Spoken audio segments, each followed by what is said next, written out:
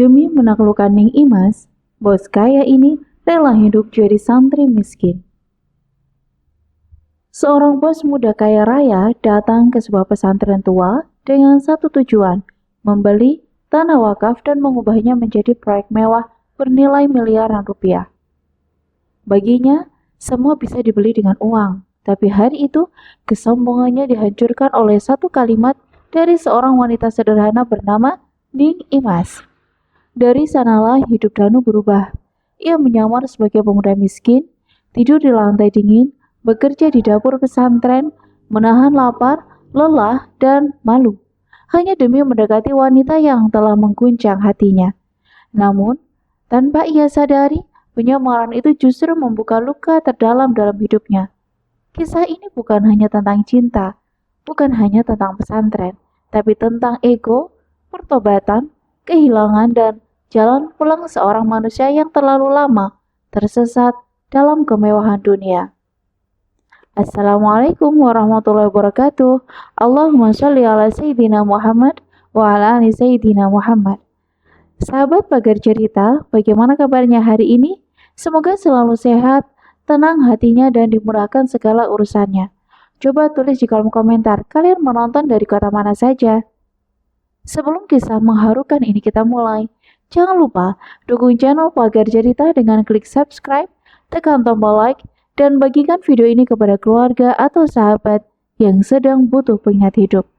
Karena mungkin satu cerita sederhana bisa menjadi jalan seseorang untuk kembali kuat, kembali sadar, dan kembali dekat kepada Allah. Untuk sahabat yang sudah subscribe dan like, semoga Allah berikan kesehatan, keselamatan, umur yang berkah, rezeki yang luas, hati yang tenang, keluarga yang dilindungi, dan hidup yang selalu dipenuhi kebaikan. Sekarang, mari kita masuk ke kisah Danu, seorang pria kaya yang ingin membeli pesantren namun justru kehilangan kesombongannya dan menemukan jalan pulang.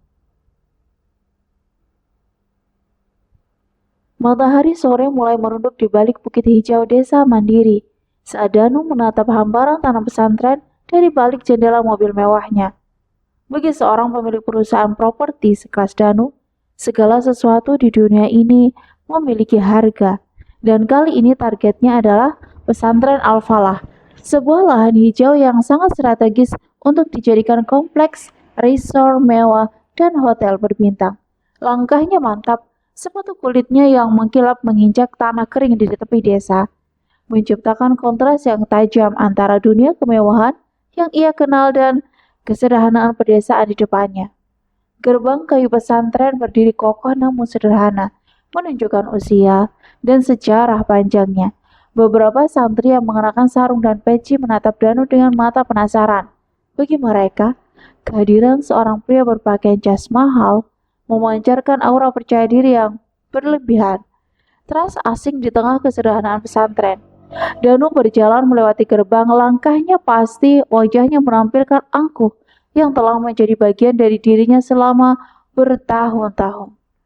Di depan rumah kayu sederhana milik Kiai Hasan, Danu berhenti sejenak. Tanpa mengetuk, ia melangkah masuk begitu seorang santri mempersilahkan.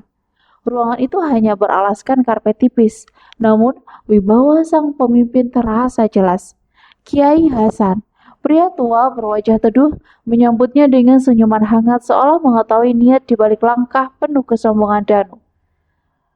Selamat datang Tuan Danu, silahkan duduk, ucap Kiai Hasan dengan nada lembut.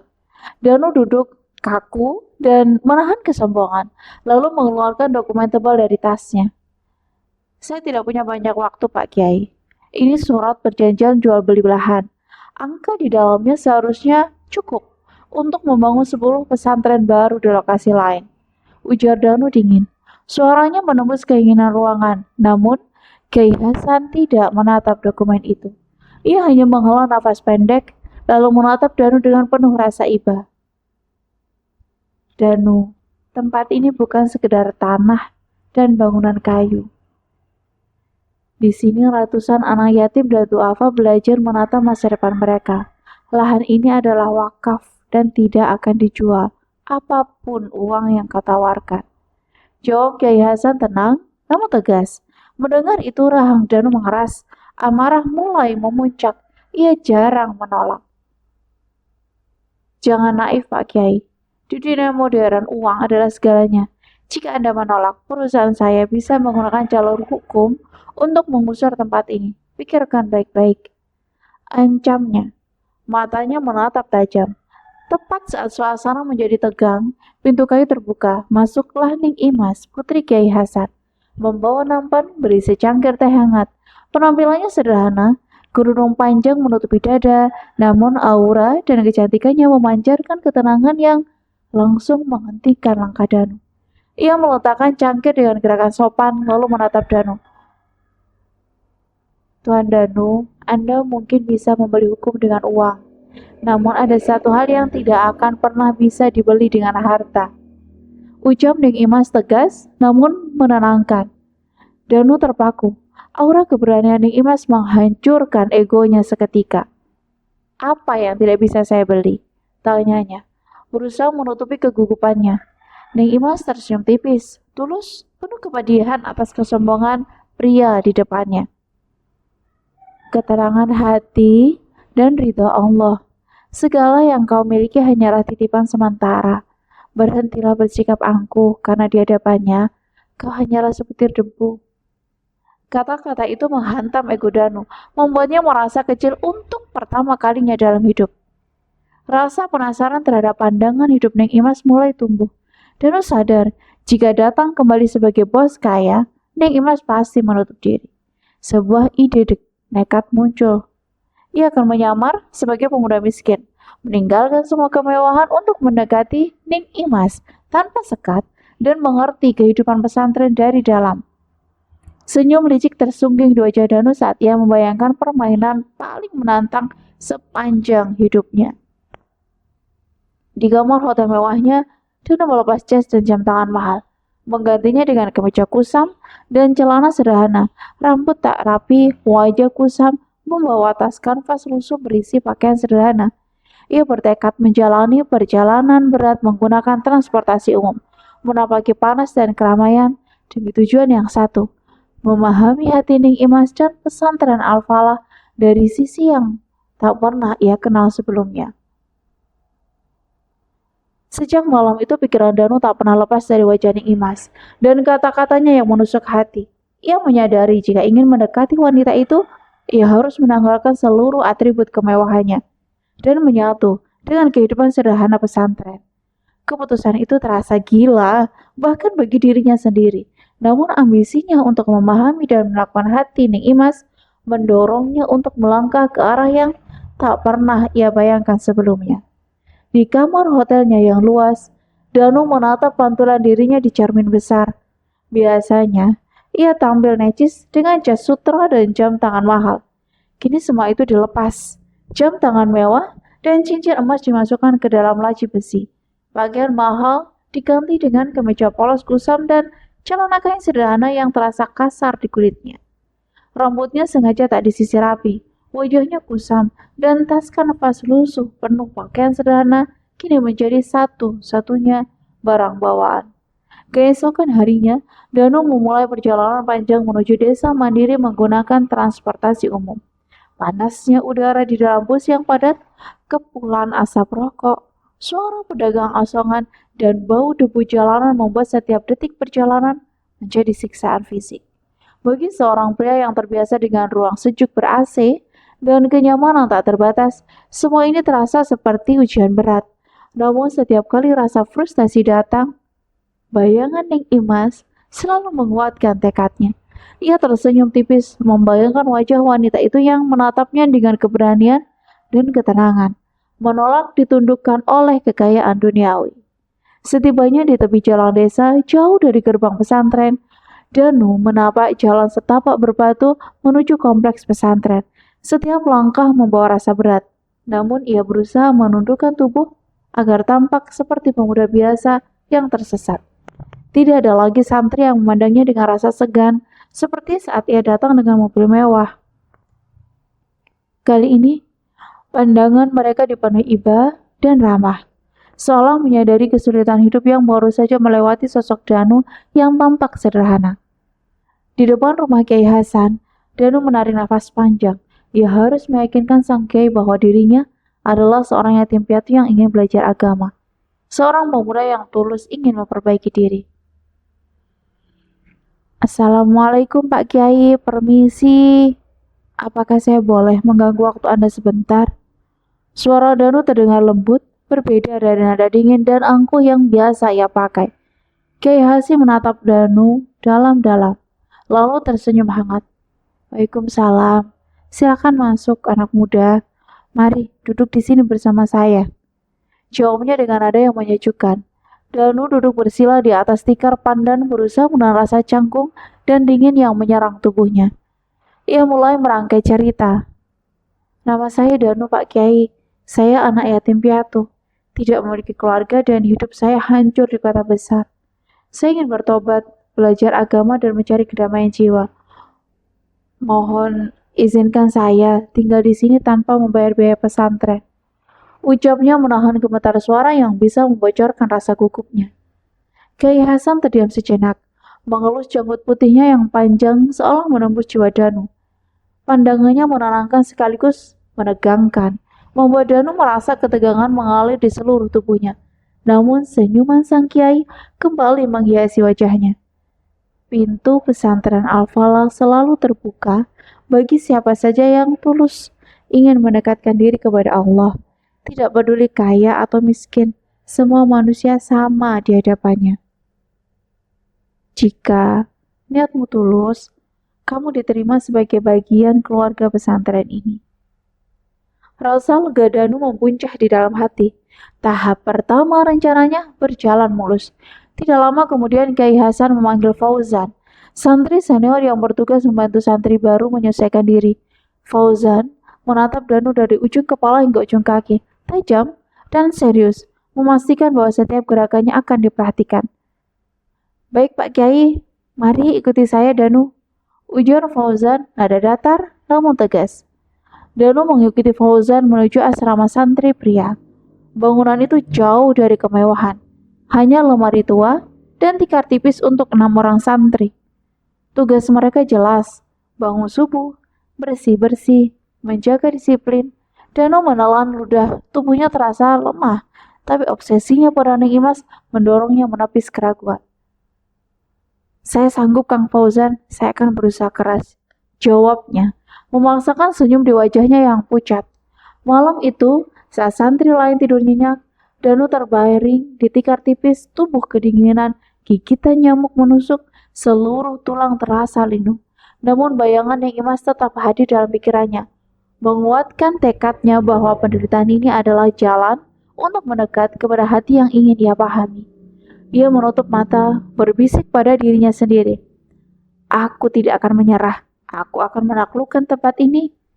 Dan hatinya. Hari-hari pertama Danu di pesantren Al-Falah dimulai dengan rutinitas yang sama sekali asing baginya.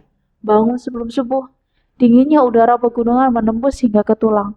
Suara azan yang lembut memanggil santri untuk menunaikan sholat berjamaah. Tubuhnya yang terbiasa dimanja oleh kemewahan kini harus menanggung dinginnya lantai ubin. Aroma tungku kayu bakar yang membakar kayu keras dan gigitan nyamuk yang tak henti-hentinya mengusik. Setiap detik terasa seperti ujian, namun tekadnya untuk mendekati Neng Imas menguatkan setiap langkahnya. Tugas pertamanya adalah membersihkan halaman pesantren. Ratusan daun kering berjatuhan, bercampur dengan tanah basah yang membuat tangannya lecet dan linu. Danu memikirkan kembali kehidupannya di kota besar. Rapat, laporan keuangan, proyek berpeti bernilai miliaran dan sekarang ia bergulat dengan sapu lidi kasar, mengumpulkan daun yang berserakan.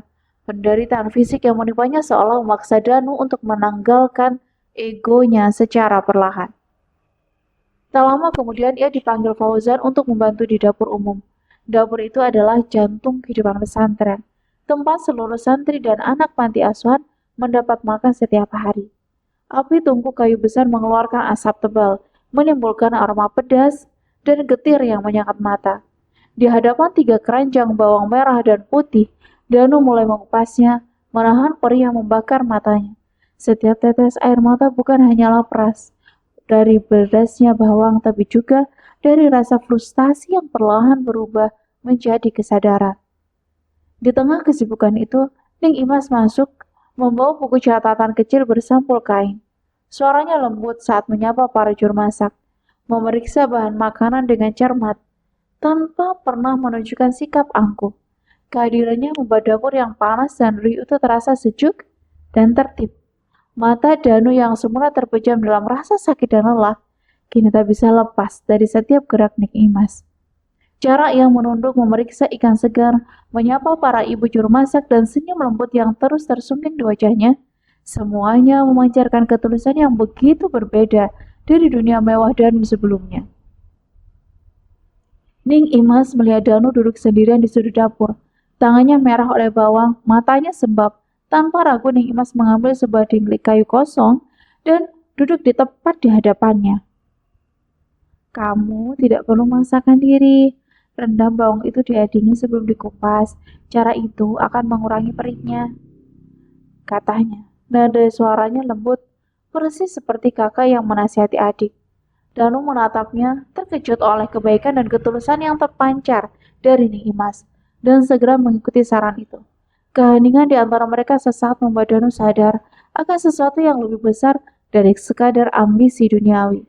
Ia mulai mengungkapkan sebagian kecil jiwanya yang hampa, kesepian, kehilangan keluarga dan rasa kosong yang selama ini ia pendam di balik kesombongan dan tumpukan kekayaan. Saya tidak punya keluarga yang peduli.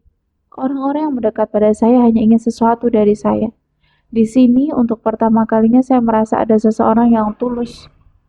Bisiknya, suara bergetar menahan emosi yang nyata. Ning Imas mendengarkan setiap kata, matanya lembut namun penuh empati. Ia memberi ruang bagi Danu untuk menumpahkan beban hatinya.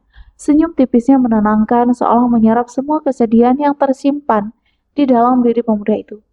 Danu merasakan sesuatu yang belum pernah ia alami sebelumnya. Ketenangan hati yang lahir dari kesederhanaan dan ketulusan.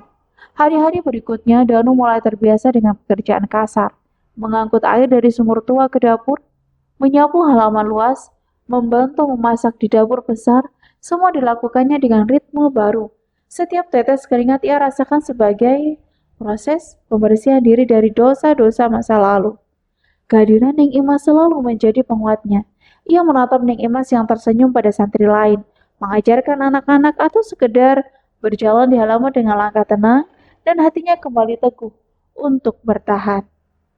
Danu menyadari sesuatu yang tak pernah ia bayangkan. Penderitaan fisik dan kesederhanaan hidup ini bukan sekedar ujian, tetapi jalan untuk menyingkirkan ego dan membuka hati. Setiap aktivitas kasar, setiap tugas yang melelahkan dan membuatnya lebih rendah hati dan mulai melihat dunia dengan cara yang berbeda. Pesantren Al-Falah, tempat yang awalnya hanya target ambisi bisnisnya, kini berubah menjadi arena pembelajaran hati dan jiwa. Hari itu pagi terasa berbeda. Matahari baru menembus kabut tipis di lereng desa Mandiri, menyinari halaman pesantren dengan cahaya hangat yang lembut. Danu sedang menyelesaikan tugasnya di dapur umum, mengangkut air dan menyiapkan bahan masakan. Ketika Fauzan, santri senior yang bertugas menjaga keamanan, menatapnya tajam. Sesuatu dalam gerak-gerik Danu membuat Fauzan tetap waspada. Beberapa menit kemudian Fauzan menemukan sesuatu yang mengejutkan. Sebuah jam tangan mewah tersembunyi di tas kanvas Danu. Mata Fauzan melalak, dada berdebar kencang. Bagaimana mungkin seorang santri baru yang mengaku yatim piatu memiliki jam tangan seharga puluhan juta rupiah? Tanpa ragu Fauzan menggenggam jam itu dan melangkah menuju asrama, mengumpulkan para santri untuk mengonfrontasi Danu. Danu yang sedang menata tikar dan pakaian menatap kedatangan Fauzan dengan hati yang deg-degan.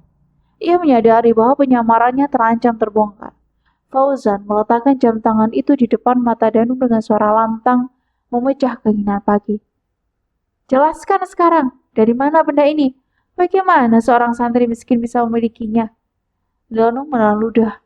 Wajahnya memerah, tak mampu menutupi rasa gugup.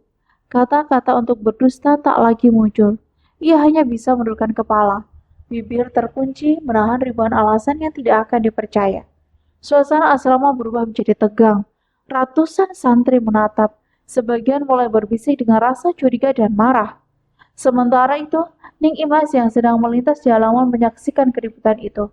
Hatinya sesak, campuran antara cemas dan sakit. Ia teringat akan kejujuran Danu saat mereka di dapur beberapa hari lalu. Saat Danu bercerita tentang rasa kesepian dan keinginannya memperbaiki diri. Apakah semua itu hanyalah sandiwara? Tatapan mata Ning Imas yang bulat dan teduh kini menyeratkan kekecewaan yang mendalam. Kiai Hasan yang mendengar keributan segera melangkah melewati barisan santri. Wibawa dan ketenangan terpancar dari sosoknya. Ia mengambil jam tangan dari genggaman Fauzan, menatapnya sejenak lalu mengalihkan pandangan ke Danu yang masih berdiri di sudut ruangan dengan wajah pasrah. Tenang Fauzan, biarkan masalah ini menjadi urusan saya. Semua akan dijelaskan dengan jelas. Ucapnya lembut namun tegas, memerintahkan para santri untuk membubarkan diri. Danu merasa seluruh dunia seakan runtuh. Ia menundukkan kepala, menahan tangis yang hampir meledak. Ia tahu ini adalah momen paling menentukan. Satu kesalahan bisa menghancurkan citranya, sekaligus menghapus seluruh kepercayaan yang mulai tumbuh di hati Ning Imas. Kiai Hasan menatap Danu. Senyum lembut menghiasi wajahnya. Danu, ambillah kembali barang berharga ini. Saya tahu ini hasil kerja kerasmu, bukan hasil kejahatan. Namun, aku ingin kau mengerti satu hal penting. Danu memandang kaget, tidak menyangka sang kiai mengetahui identitas aslinya. Pak Kiai, Anda tahu siapa saya sebenarnya? Suara Danu bergetar, campuran antara takut dan lega. Kiai Hasan mengangguk, menatap dalam seolah menembus jiwa Danu. Aku melihat kesombonganmu sebelumnya, tapi juga kerinduanmu yang jujur untuk menemukan jalan pulang kepada Allah. Itulah yang membuatmu kuizinkan masuk dan belajar di sini. Aku ingin kau memilih sendiri jalan hidupmu, Danu. Kau bebas kembali ke dunia mewahmu, atau tetap di sini untuk membersihkan hatimu. Danu menatap Ning Imas yang diam di belakang sang kiai. Mata Ning Imas penuh pertanyaan, kecewa, namun tetap hangat. Rasa bersalah Danu menekan dadanya seperti beban tak tertahankan. Semua niat awalnya ambisi untuk menaklukkan hati Ning Imas kini terasa salah. Ia merasa hina karena telah mempermainkan kebaikan dan ketulusan yang ia saksikan sendiri. Isak tangis mulai pecah. Danu menundukkan kepala. Air mata mengalir membasahi pipinya yang kotor oleh debu dan keringat.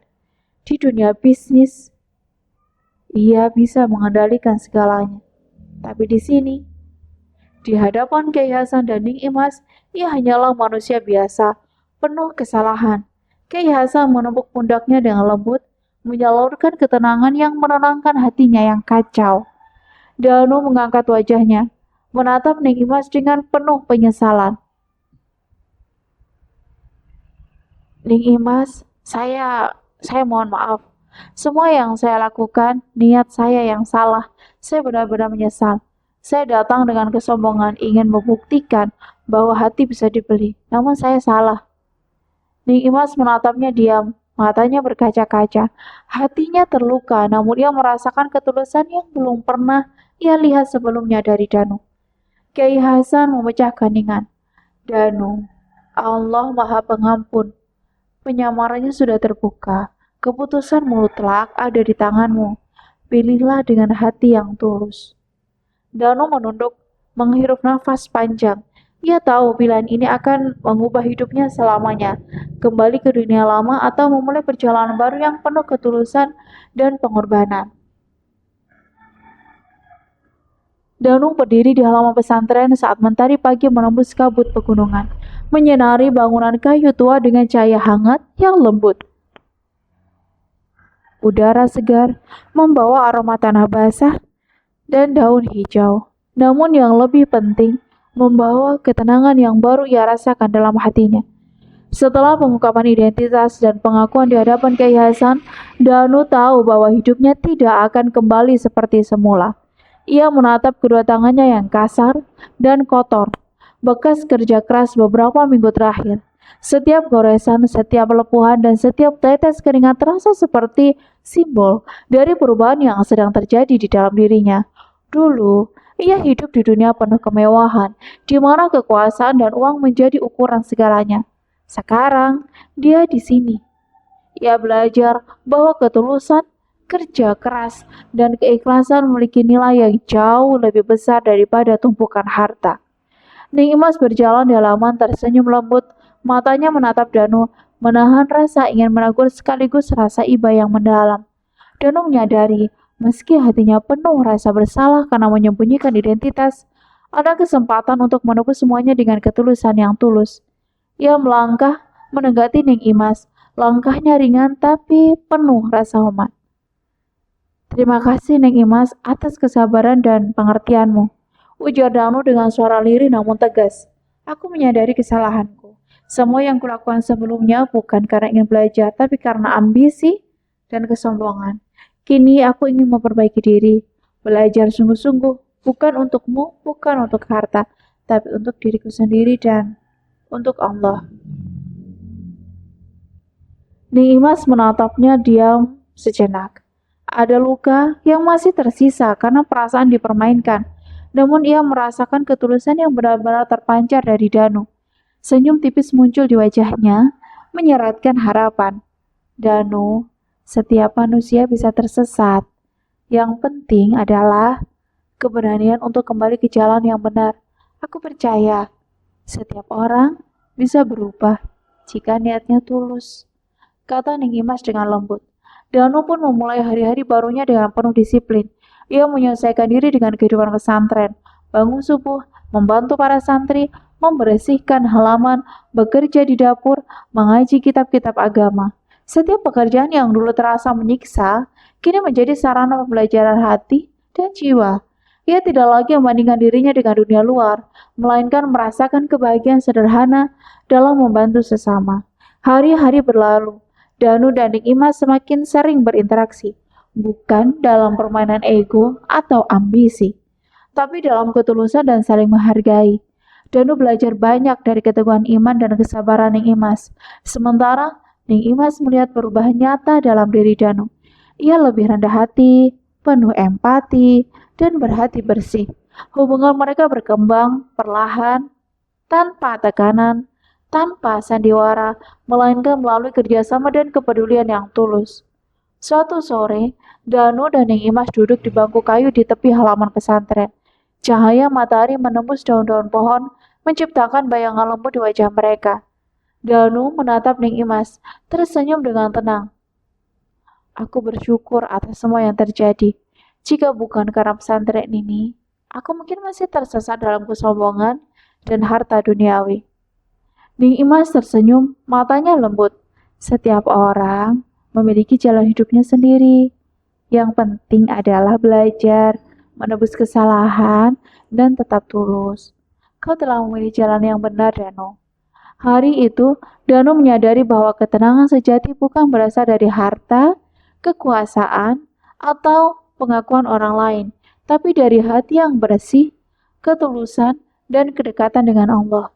Ia menemukan bahwa kesederhanaan membawa kebahagiaan yang tak ternilai, dan kasih sayang tulus jauh lebih berharga daripada ambisi duniawi.